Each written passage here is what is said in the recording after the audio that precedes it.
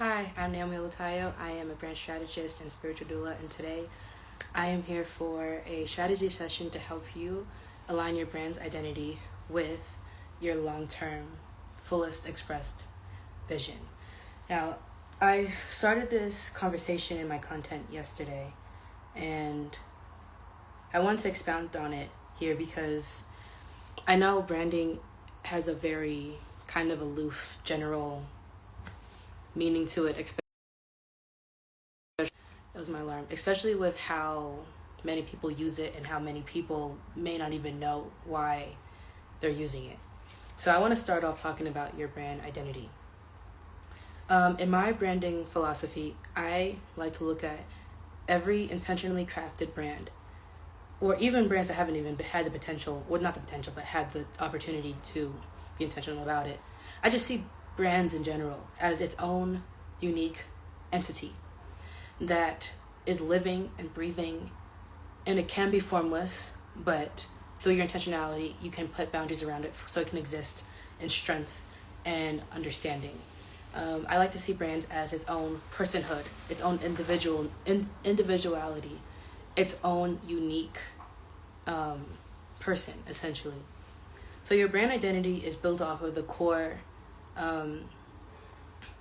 your core strategy in brand strategy terms. So that's like your purpose, your mission, your vision, and everything.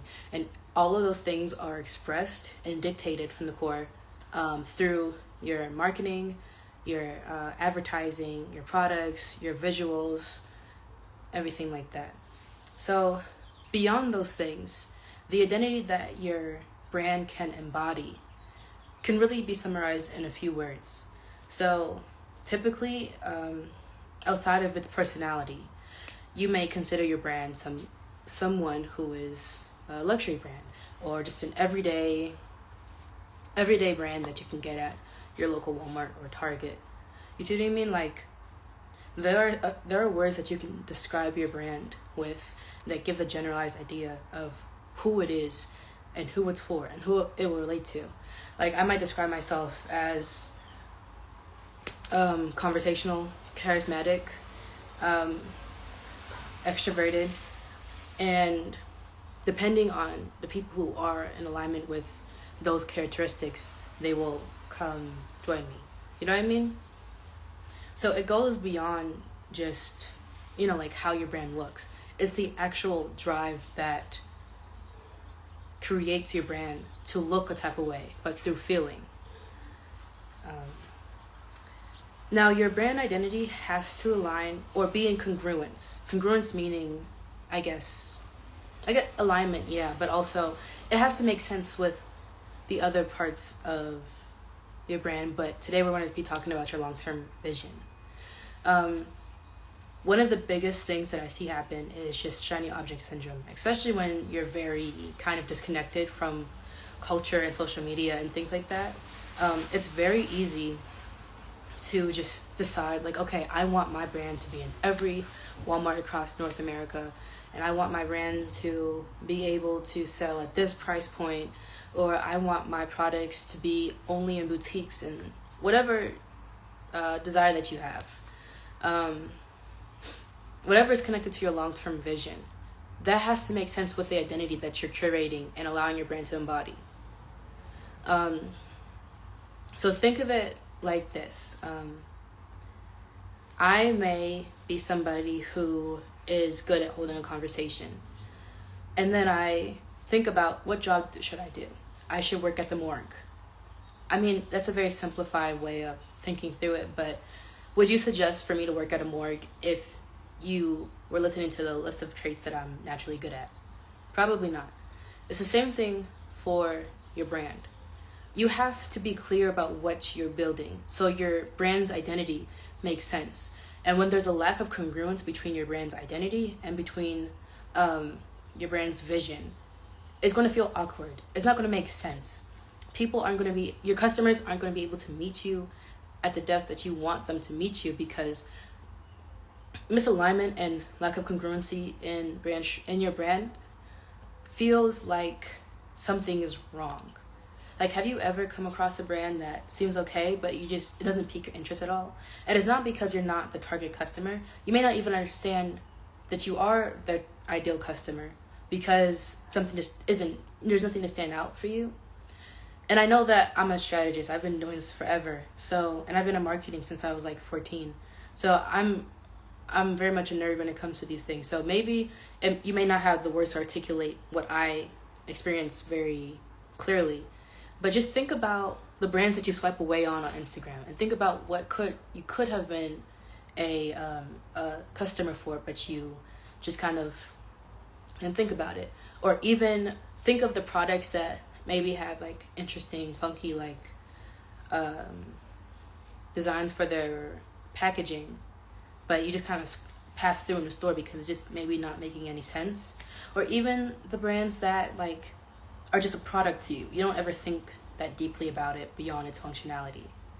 Think of it like that. Especially when you desire to build a brand, those responses isn't what you want. So I want to talk a little bit more about the vision. So you have your vision, right? We all have our vision. And I believe that, especially if you've been following me, or you are somebody who has the purpose to really change not just culture but how the world functions in at a molecular level. You know, your brand is just a vehicle. It's just a portal through which those dreams will come about, right? So a lot of the times when you do have a purpose that is that strong, or you have such a strong vision for the world or culture or communities in that way, you won't get away with not having congruency between your brand's identity and your vision. Your vision is important because that is where you're going. That is the distance you're going to be running from now until the last day of your brand, if it's not forever, right? So accessing that vision, it's your vision, you know it. But it does require you to become somebody who is at the same frequency as that vision. Because you're always going to know what it is that you want, what it is that you're building, especially if you have a direct relationship with God, source, whatever you want to call him. You've been getting dreams, you've been getting nudges, intuitions, deja vus forever, right? But being able to ground it within your knowing and walk towards it directly and integrate it with your brand's identity so that it's impactful and leaves a resonance with your customers and builds upon itself for its own brand world and everything. You need to know very clearly like what you are building, where you're going.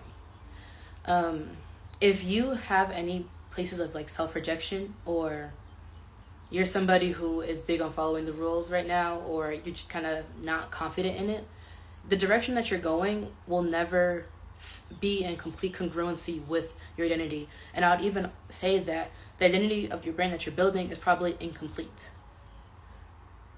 Both require integrity, which is completeness, wholeness, in understanding, so you can bring it out. There are a few brands, I won't give their names, but there's this one brand that I really admired.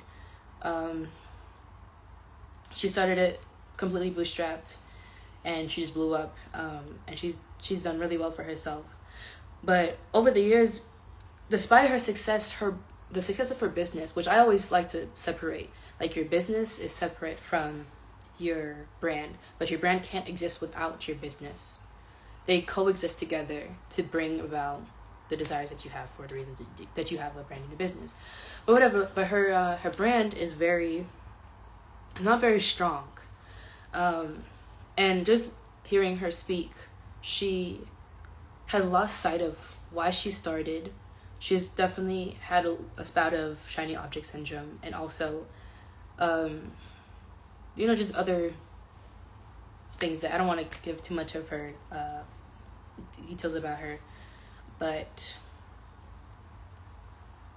she just ended up at a place where things were kind of working, but they weren't making sense. Like, things just weren't clicking. Like, maybe you are making the sales that you have always dreamed of, but the world that you desire to build is just kind of still stuck in your womb and your heart. It's not really being expressed, and you're not really making the impact that you desire. And that all comes from the lack of congruency, right? The way you build your company has to align with its identity. So if you are building in such a way that goes against your internal compass or your morals and values, something's just not going to stick. Or if you abandon yourself for the sake of this company and just completely empty yourself to where you're just basically non-existent, you're going to reap a similar reward in the identity of your brand, but also how people receive your brand as well. Or even if you just feel like, oh, I should, work to build as a DTC instead of only selling in boutiques or at farmers markets, whatever. Your purpose and the desires of your brand will not be properly received or expressed if the vision and the identity aren't clicking. You see what I'm saying? So that's why I created something, the Product Brand Index. It's basically a map or a tier list to help you identify yourself about where you're going and what type of identity that you want to embody as a brand. And I'm not going to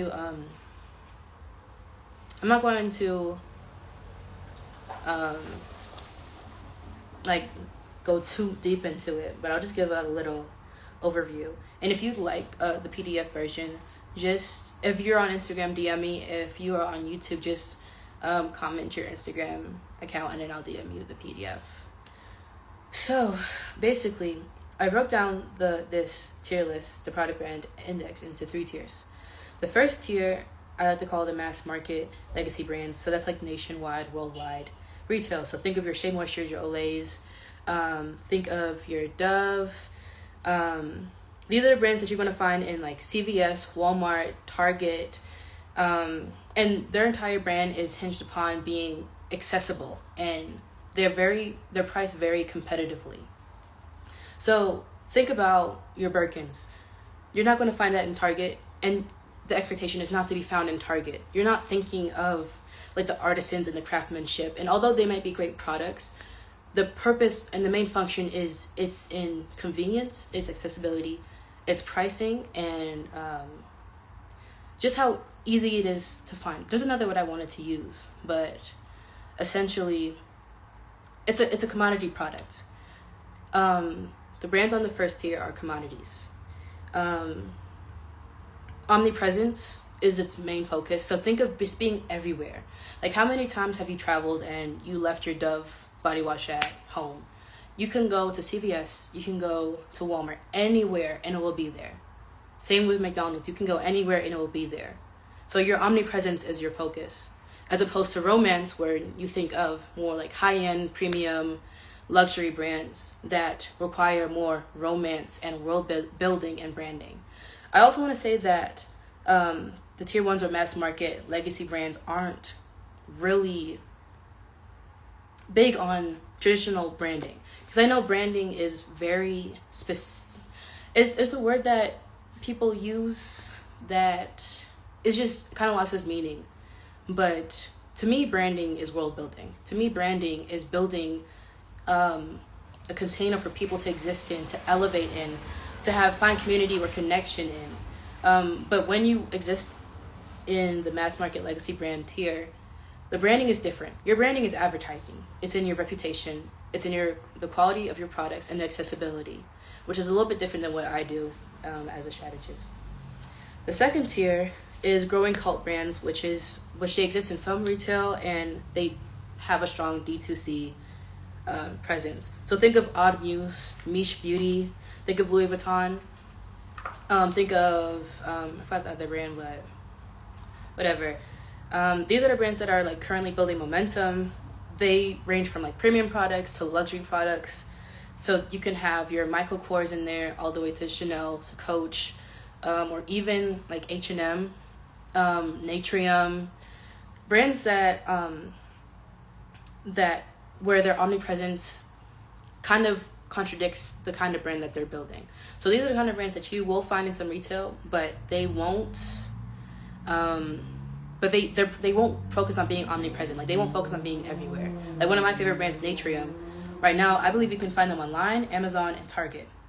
And I believe Ulta, I'm not sure, but they have a very limited, they're very limited in where they are located. And that's very intentional because they understand who they are. And so the way that they present themselves in the market is very specific to their identity and where they're going. Maybe one day they desire to be a mass market company, but whatever it is, the point is that what you're building, the identity of your brand, has to match where you're going. Like, for example, it wouldn't make sense for Louis Vuitton to be in, like, let's say Costco. It just wouldn't make sense. It would cheapen their brand. Or even certain ways of advertising. You wouldn't do that for your brand. You wouldn't do that for Louis Vuitton. Like, you wouldn't promote your, like, Louis Vuitton would not promote themselves as if they are just another commodity. They made very intentional decisions to be seen as luxury. And a lot of times, because it could be just because maybe they may not understand what quantifies as luxury. A lot of founders kind of like shorthand themselves, so their pricing, their presentation, or even just how they market themselves, or even in their messaging. And so the way that they're received is lesser than what they should have been perceived by. And that really, it may not hinder sales, but it could hinder the ease of sales, but also just the long-term development of your brand. In this tier, these brands have like a very strong cultural relevance. Like, these are the ones that are sending influencers on trips. These are the ones who are at all the cultural events like Coachella, or even sponsors of like really big celebrity tours. And these brands are very brand heavy and have a very strong sense of self.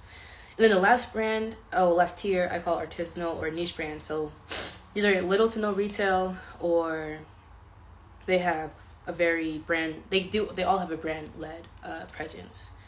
So these are like very high-touch, founder-led, very brand first. So these would be at the high end, your Birkins. At the lower end, it would be those artisanal brands that you may have only seen at a very specific, niche shop.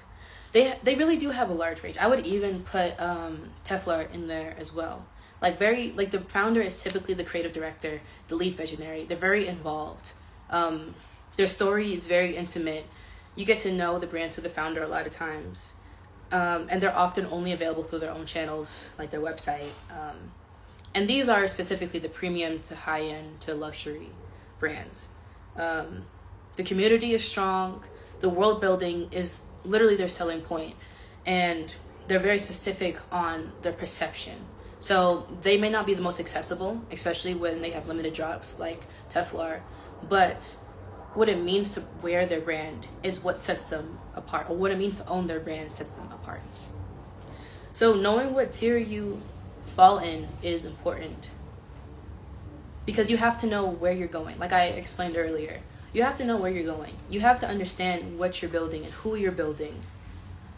I always ask people who is your brand? Like, if your brand was a person, who are they? And if you don't know who they are, then you won't know how to settle in their identity. Like, you might be an artisanal brand and you make things by hand, or you may get them handmade in another country like Kenya, and you support local artisans there, and you package them and label them in a different, maybe America, I don't know, England, whatever you do, and the story behind them is so rich and the meaning is so deep, but then you sell that custom artisanal made bag for that at a price that doesn't reflect the quality and the craftsmanship or the desired identity. And so there's dissonance. I met somebody, she's a wellness company, and she's been doing it for, around probably less than a decade. She started to get the feedback that her customers didn't trust her product because they were so cheap. And she was so surprised, why wouldn't, I just want to do it so I can help people. I just want to do this so I can, like get people healthy because she's a wellness brand.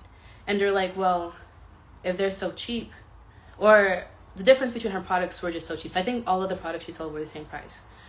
She sells elderberry syrup. So she was like, well, if this bottle is this price and the other bottle is this price, so what's the difference? Is there something wrong with it? Like, why would you price them the same if they're different? That's literally the feedback that they're getting from her. Well, she was getting from them. And she ended up having to up her prices and make a pretty distinct difference between the different ones, because people just were kind of like mistrustful of it. Misalignment literally breeds mistrust in your products. And I always say, like, your misalignment, your lack of what's the word? Congruency feels weird. It feels weird to you. It feels weird to your customers. And it just doesn't, there's just a lack of clarity in who it's for, because the who it's for is established by who your brand is. That is your brand identity. Now, if you've been feeling that disconnection, if you've gotten feedback from customers where they aren't raving about your brand and saying, like, this is exactly for me, and you're just and now you're just, not feeling like, you feel like something is just not working. If you've been getting kind of like, I guess, irritated and tired of your brand, having the late night sessions where you just want to find a way to exit, and if you've just been feeling like dread because your brand is like taking life out of you, it's just kind of dragging you down, I want to give you a little framework to help you realign your brand, so that your brand can be resonant, and so that your brand world can make sense and people can exist in it and be proud to be a part of it, and so that you won't have to struggle to maintain relevance, to keep your sales a certain way, so that people will always have you top of mind, even if purchasing from you is less convenient than purchasing from something at the grocery store.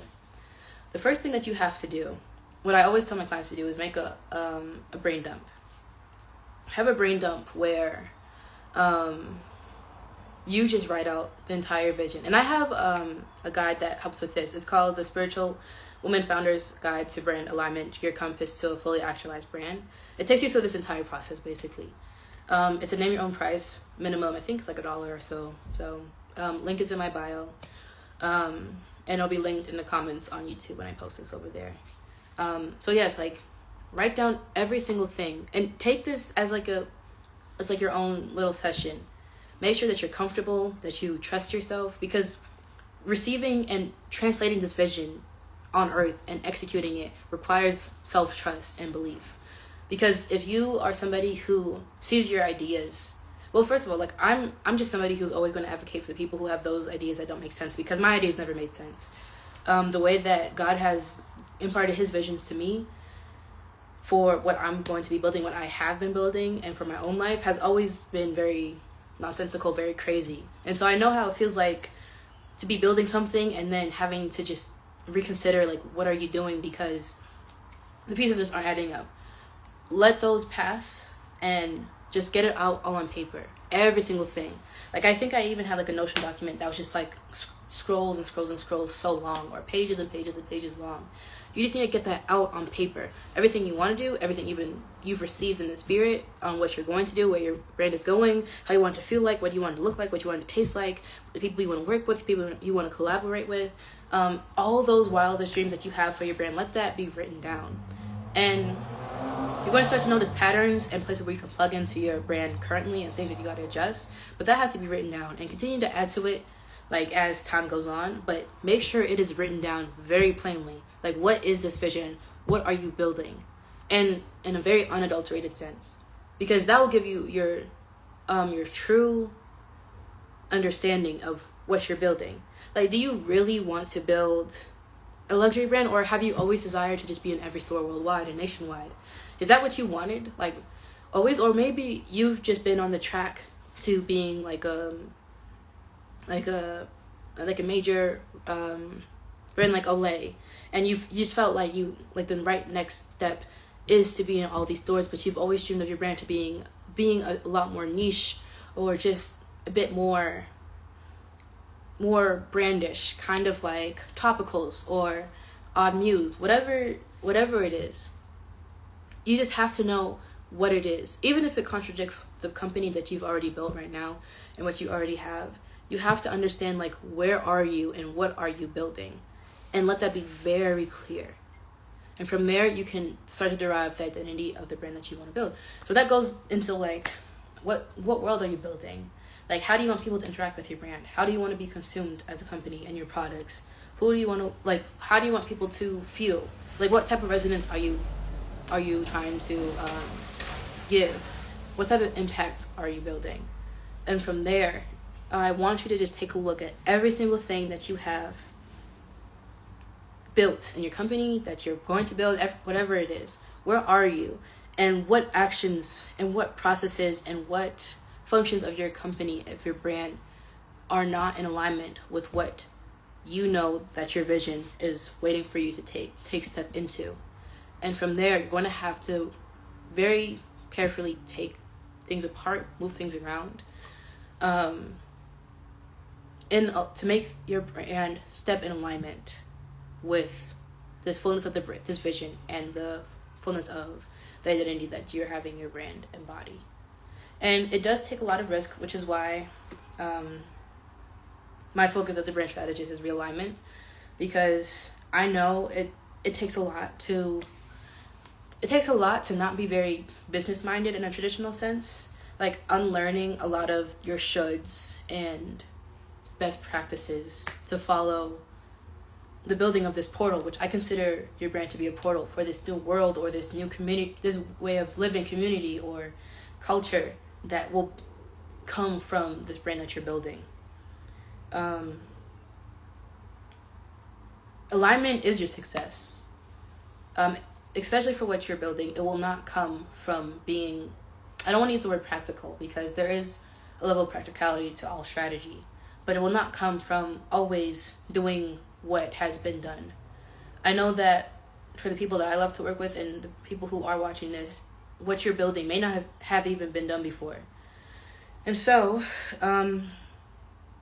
if you are reading this post, if you are watching this live and I just put words to this feeling of misalignment that you've been sensing for so long, or just even a desire to not just coast along in your brand anymore, but build what you've always wanted to build from the beginning, but got sidetracked because of responsibilities or even just pressure from investors or lack of confidence or belief that this can actually be a thing.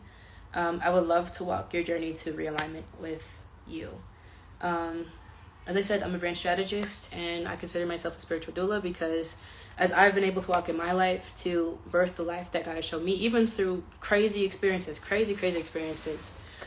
building completely out of alignment with what I was shown, to now finally finding the confidence concept and belief to build that vision and actualize it. I would love to walk you through the same thing with deep strategy and founder energetics. If you click the link in my bio, the best place to start with me is downloading the Spiritual Founder's Guide to Brand Alignment, Your Compass to a Fully Actualized Brand. That is a name your own price. It's a guide that will literally take you through the process that I just talked about in this live. It's a name your own price. I think it's like about $1 or so. But it will take you deep into who you are, who your company is. It's like a self-audit and brand audit at the same time. And it'll make it very plain about where you are, about where you are, where you want to go, where you're supposed to be, who you are, and who you need to be to hold and maintain it. If you are having trouble accessing those parts of your vision or even just like bringing it out, I offer something called a vision articulation session. The link is also in my bio, and I will help you not just articulate your vision, but make sense of it. Like if you've always been that person where your vision, you've gotten fragments of your vision and you've gotten fragments of understanding and you haven't been able to really put it together to execute, I'll help you with that in that 2.5-hour session.